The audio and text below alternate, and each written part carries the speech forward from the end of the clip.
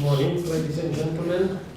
Let me present my lecture, but lecture will be in English. Discovery of the endocannabinoid system and its importance for treatment with cannabis. My name is Lumir Hanus. I am originally from Czechoslovakia. I started research on cannabis in 1970, so I'm on the field 45 years. And the last 25 years I studied in Jerusalem, where I came in 1990, just for 1 year. So it's already 25 years this 1 year.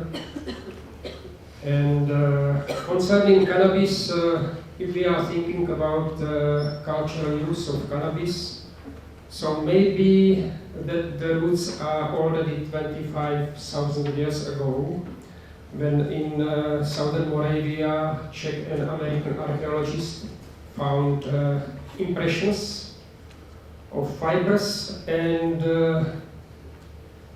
they couldn't decide because it was not as good preserved as is necessary.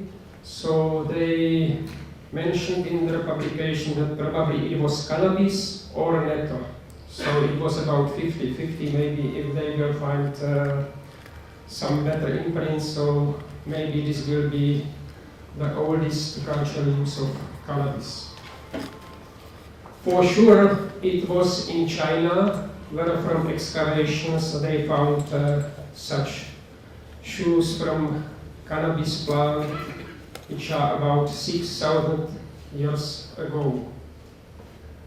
I am not going to tell you whole history because it's just for a whole lecture, but I would like to mention Dr. John Russell Reynolds. This was a British physician, is known as physician of British Queen, and already in 1859 he appreciated cannabis in his publication, where he said, "For the relief of certain kind of pain, I believe there is no more useful medicine than cannabis without our reach." And in Lancet, 1890, again he mentioned cannabis as very valuable medicine. I started, as I told you, at 1970 at Palacký University in Olomouc in Czechoslovakia. This is pictured just 1 year later, and this man with his mustache. But more important are these two men with glasses. Is Professor Krejčí and 80 years old Professor Jan Kabelik. This I consider like fathers of modern medicinal cannabis use, because Professor Zdeněk Krejčí studied antibiotical principle of higher plants, and in 1950 found that cannabis is a really valuable plant which is antibacterial against gram-positive microorganisms and some pathogens, and this was successfully examined clinically in stomatology, otorhinolaryngology, gynecology, dermatology, and so on. And already in 1954 was in Olomouc scientific conference, Konopia colloque, it means cannabis as medicine, where presented these results of clinical studies. And you can find it today on internet, even it's over there in English, because original work was in Czech with abstracts in German, English and Russian. If we go closer to study of cannabis, so the most important was to find what is the active principle of cannabis. Very close to these results was Roger Adams in the United States. At 40s, he studied structure, and he almost solved the structure of tetrahydrocannabinol. There was only one small problem: he couldn't find correct double bond in terpenic ring. This succeeded Professor Yechiel Gaoni and Raphael Meshulam. At that time, they worked in a scientific Weizmann Institute in Rehovot in Israel. And they published in 1964 their work, where was correct structure of tetrahydrocannabinol. Who is unknown was Professor František Šantavý. He sent to publication in 1963 work which was published in English, but it was in the University Acta, so this work is unknown. And he also elucidated structure of THC as we know today, and he elucidated also absolute configuration. And they were in contact together with Professor Meshulam, and one mentioned another that they independently found it. So this is what happens often, that two scientific teams independently at the same time come to the same conclusion. So this was really a lucky thing. And today, after many years, I can tell you that already we know 1,068 compounds in cannabis. 141 of them are cannabinoid compounds. Usually they mention in literature 60, 70 known compounds, 400, 500s. But this is what I have final number, what I found, and I have all these publications, of course. So this is correct number. And many of these compounds are very interesting.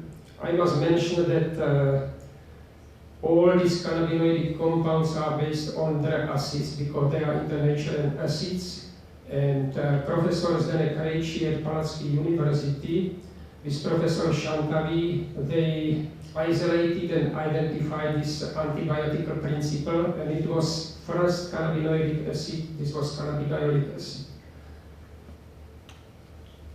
Today, from the most popular and known cannabinoids is cannabidiol, tetrahydrocannabinol, and cannabinol, and there are derivatives, propyl derivatives, cannabidivarol, tetrahydrocannabivarol, cannabivarin, and so on.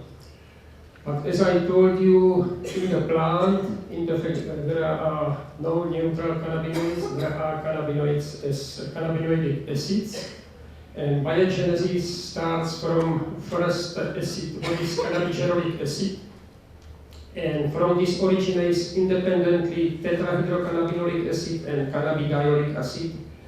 There is no connection between these two acids because before formal biogenesis was cannabigerolic acid, cannabidiolic acid, tetrahydrocannabinolic acid. But it was not correct, it was proved with a Japanese group that this originates independently and there is no connection between cannabidiolic acid and tetrahydrocannabinolic acid.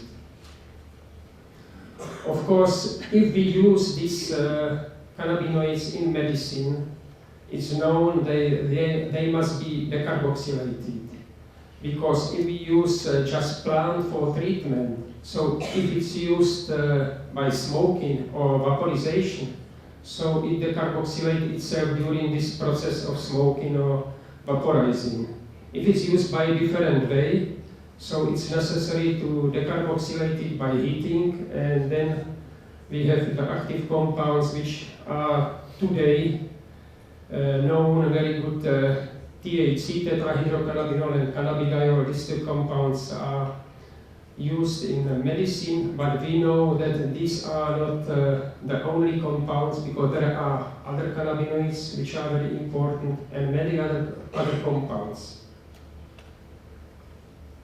When scientists already have active compound, it means tetrahydrocannabinol, so they were curious to know how it works in the organism and start hunting for the principle. And these were in effect cannabinoid receptors, and these cannabinoid receptors discovered Dr. William Devane at Central University in 1988. And endocannabinoid system, we know that this is a group of ligands and receptors, and also include fatty acid amide hydrolase and monacylglycerol lipase, which are responsible for synthesis and degradation of endocannabinoids. Cannabinoid receptors Today we know two. Before it was called central cannabinoid receptors, today is called CB1, and peripheral today is called CB2. They are very similar, as you can see, this pink and yellow receptors, only CB1 is longer, but have the same amount of helix, transmembrane spanning, and so on. So it's these two. And of course, delta-9 THC binds to both to these receptors, and their localization is also known that it's, as I show probably on later, central cannabinoid receptor. If there was discovered cannabinoid receptors, and scientists found where are the highest concentrations in the brain. So then it was directly clear why works cannabis as it works when somebody smokes it, because it's very concentrated, for instance, in basal ganglia, so movement control, cerebellum, hippocampus, cerebral cortex, and everything, body movement, coordination, learning, memory, rewards, and so on. This is exactly what fields user of cannabis, and it was explained with discovery of the receptors, so it was just only one step to understanding of medicinal principle of cannabis. Because later was discovered CB2 cannabinoid receptor, and when we look where are these receptors, so you can see that CB1 receptor is mainly in the brain and reproductive system, and CB2 receptors principally is for immune system. So in these organs which are on the picture, you can see where are mostly these receptors. Of course, cannabinoid receptors are one of the most spread receptors in human body, and that is why this is explanation why it works with so many diseases. Of course, it's not panaceum, but sometimes it looks almost like panaceum, that it works with so many diseases, and we still don't have enough knowledge for appropriate treatment. If you see expression of CB1, so mainly it's in cerebellum, and CB2 mainly is in spleen. Important are also isolates of Langerhans, because as we know, it can be used for curing as diabetes 1, as diabetes 2. So when we have THC, we knew that it binds to cannabinoid receptors, so scientists were curious to know what are the real compounds in human body which binds to the receptors, because it was clear that the receptors are not in the body to wait that somebody start to smoke marijuana. So Professor Meshulam, he is a wonderful person, and he also can choose co-workers. And I was lucky at that time that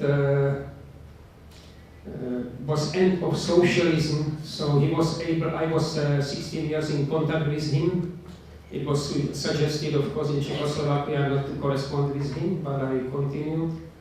And so when terminated socialism, he invited me, and he invited also discoverer of cannabinoid receptors, specialist in molecular pharmacology, Dr. William Devane.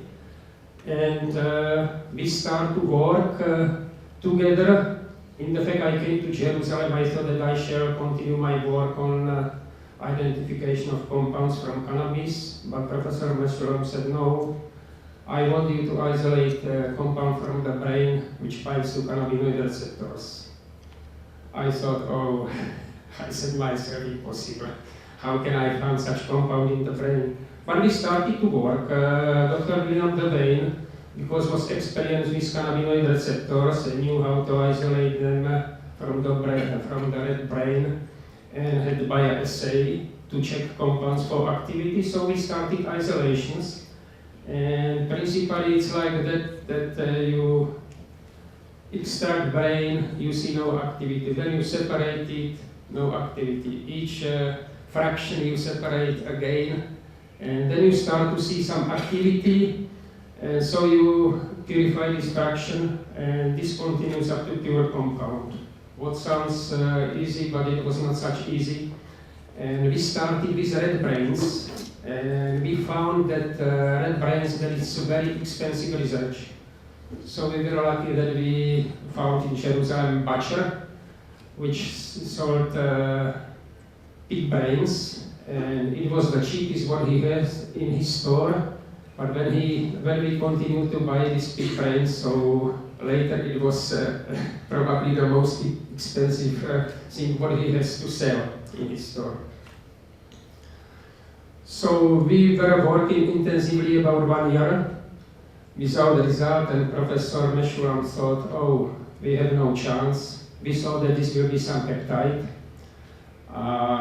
But this Dr. Devane told him, oh, try it with us another 1 year. So he said, okay, and another half year was enough to isolate anandamide.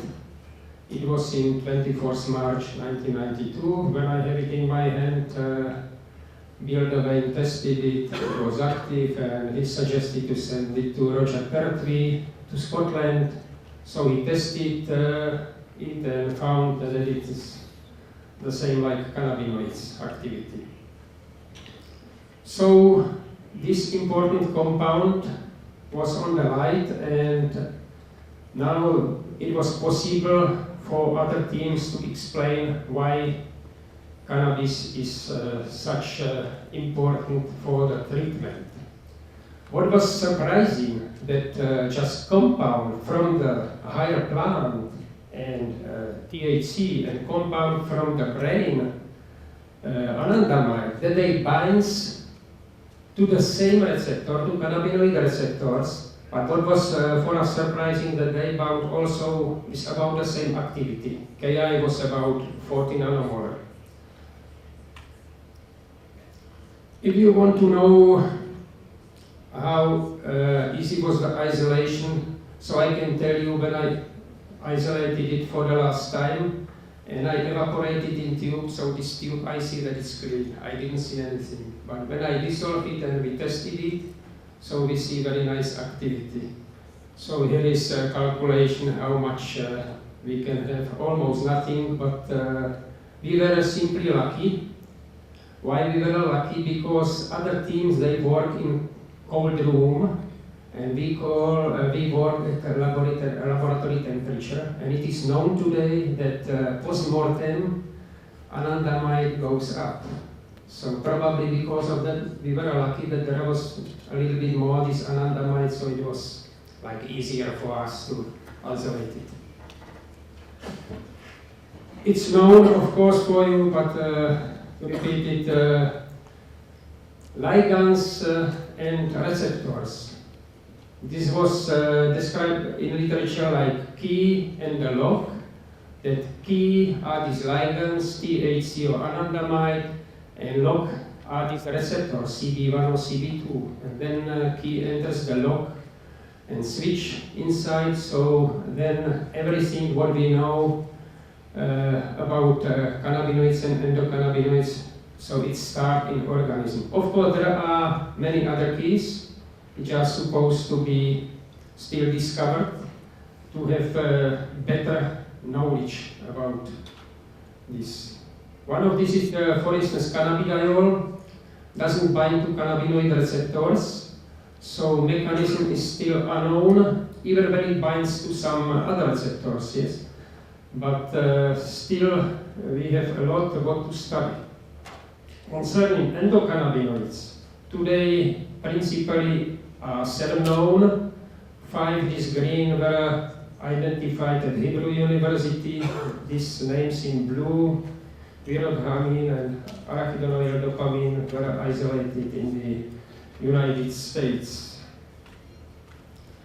Physiological systems affected by endocannabinoids, if you can see only partially, so you can see that it enters almost any disease, that it influence from many points of view, just our physiological system.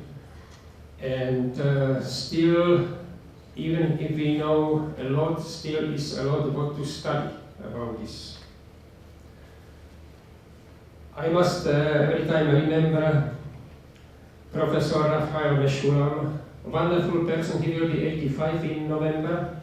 Still he's invalid every day, whole day, every day, whole day. He's not old person. He shared with us secret because he will be now 85. In Hebrew we read from right to the left. So he revealed this secret. He said, I read my age from right to the left, so it's 58, so I feel like 58.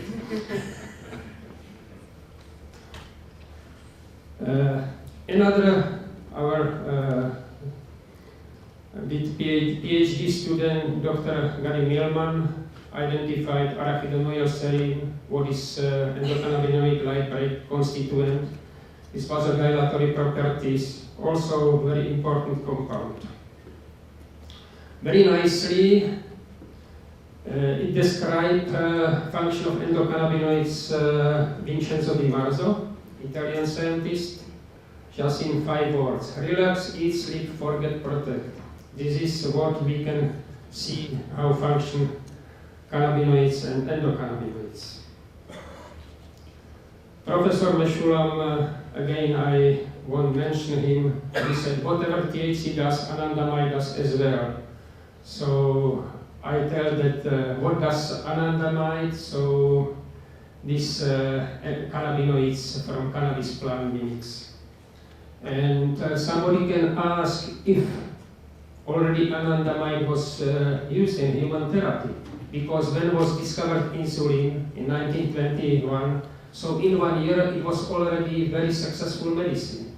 And then in 1935 was discovered cortisone. Next year it was already wonderful medicine.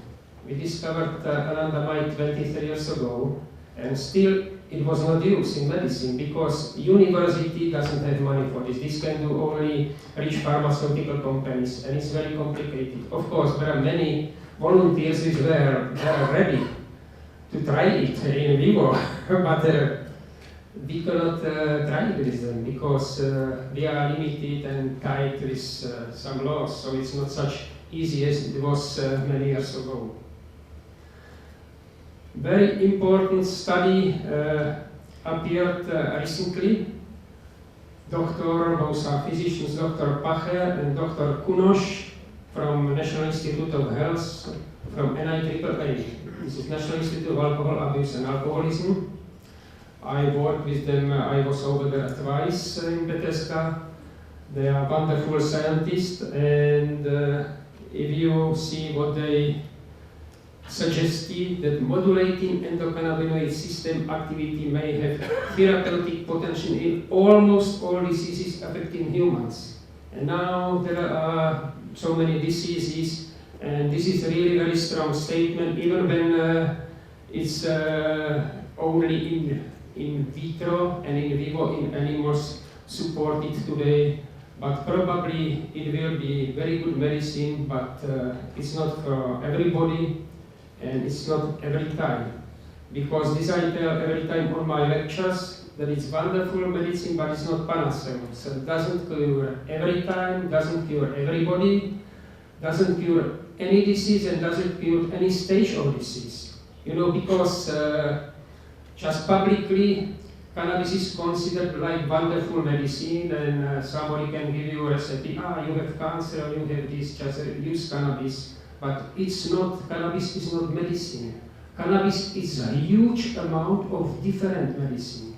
And these people don't understand, because for different diseases are different strains of cannabis. And then for different persons, because each of us is genetically different. So what works with one, it doesn't work with the other one. So the best system is in Israel, because patients have cannabis from growers. And if it doesn't help, so grower can tune it. He can change a strain and find current strain for particular patient. And it's very important because if it's from drugstore, so they give you cannabis that it has certain percentage of THC, certain percentage of CBD, but they are not talking about strain. And it's clear by our system in Israel that if you have two different strains and they have exactly the same amount of THC and CBD, one can treat you and one doesn't treat you. So it's clear that there are in process also involved other compounds, and this is very important to study. Concerning cannabis and children and adolescents, of course it can damage adolescent brain, but of course the danger is not higher than with some legal medicines, and probability is very low, but every time it will be hard decision for physician and for parents. So there is no problem when a physician cannot help to the child, and disease is such serious that they can use cannabis. Probability is, even if it's small, in Israel they use for cancer children THC at several hundred children, and was no problem with anyone. But this potential danger still exists. What is important that because was considered only THC like medicine, and recently appeared that also cannabidiol is important compound. Of course, we knew it in Czechoslovakia already at 50s, and when I was working at Palacký University from 1970 to 1990, all the time I prepared from cannabis extract for drugstore, and they use it for treatment in the hospital. All the time it was after 1961, after convention, but still we use it from these 50s in the fact. But I prepared it from 70 to 90 or 20 years. So, and even in 1974 we published the publication. We had South African cannabis, and I found that there is no cannabidiol. It was surprising because at that time it was considered like cannabigerol, cannabidiol, tetrahydrocannabinol. And as I told you, cannabidiol and tetrahydrocannabinol, they are originated independently as acids. So later in 1988 was published study that in South Africa acute psychoses are higher than the rest of the world, and they found that it's because there is South African strain, and this was what we cultivated in Czechoslovakia, which doesn't contain cannabidiol. So it was proved that cannabidiol is antipsychotic drug. And this was tested scientifically on volunteers, and if you can see from these 4 graphs, which I'll show you, for instance, healthy volunteers after 3 hours, up to 50% of them disconnected thought with THC. When THC was with CBD, there was no such problem. Perceptual disturbance, up to 70% in healthy volunteers. With THC and CBD was no such problem.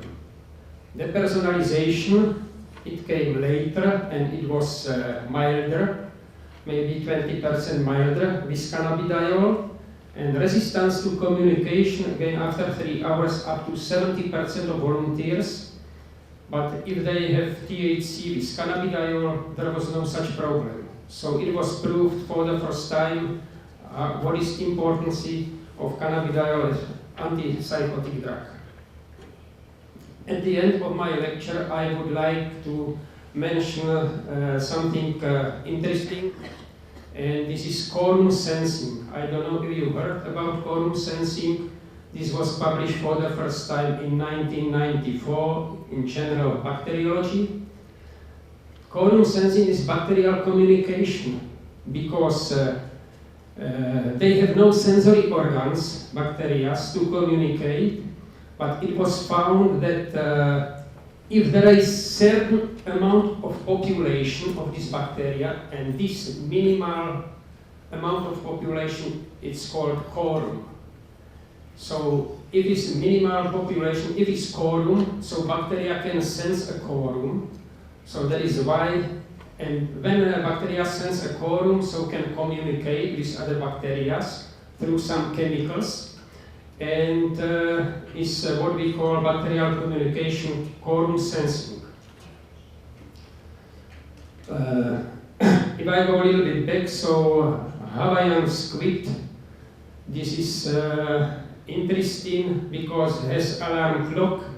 He has symbiosis with bacteria which is called Vibrio fischeri and lives in dark, and there is mutual cooperation between them because they have sensory organs. This squid has sensory organs, and on this organs is biofilm of Vibrio fischeri, and then there is bioluminescence, and it protects this squid from predators. Then what was not explained long time, that sometime when it's really dark night, you can see that sea is blue. This is called Milky Sea or Maria. And scientists in 1985, when was this Milky Sea, so they checked it and they found that over there is bacteria which is called Vibrio harvey, and through quorum sensing they can communicate, and there is this bioluminescence. If you see this picture on the left from part of Africa, so on the right side you can see like small island. This is not island. This is just quorum sensing. Bacteria, Vibrio harvey, they communicated together, and it was 250 kilometers. Can you imagine such communication, how they are strong, this Vibrio harvey? Then 250 kilometers is Blue Sea. And in Israel, scientists decided to study this in connection with cannabinoids, and just I think last month appeared publication. Of course, Professor Lumir is not missing over there. Main author was Dr. Steinberg, and they studied quorum sensing in connection with cannabinoids. As I told you, this is communication between bacteria, and what is important that these bacteria, they can produce biofilm, and this biofilm protects them. So if you, for instance, use antibiotics, so sometimes antibiotic doesn't work because they are resistant, they originate biofilm, and this protects this bacteria from antibiotics, and then it's not sensitive. And now what is important, that we should find some inhibitor to inhibit this quorum sensing, and if we inhibit communication of this bacteria, so they cannot produce biofilm, and then treatment of some disease can be efficient. So scientists in Jerusalem, they use Vibrio harvey. This is gram negative, and one of the models was a derivative which is very active agonist for CB1, CB2 receptors, and they study if it can affect quorum sensing. And surprise was really pleasant because biofilm decreased up to 70%, so it means communication of this bacteria was destroyed, and bioluminescence decreased 50%. And of course there was no possibility for them to form new biofilm, and also quorum sensing mediated virulence factor was inhibited.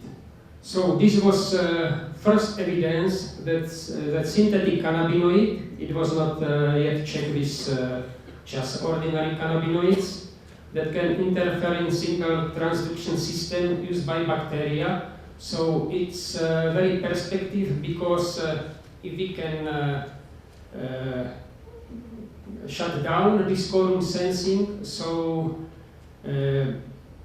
medicine can be more efficient and we can fight better with some pathogens. So I shall finish my lecture with this. Thank you for your attention.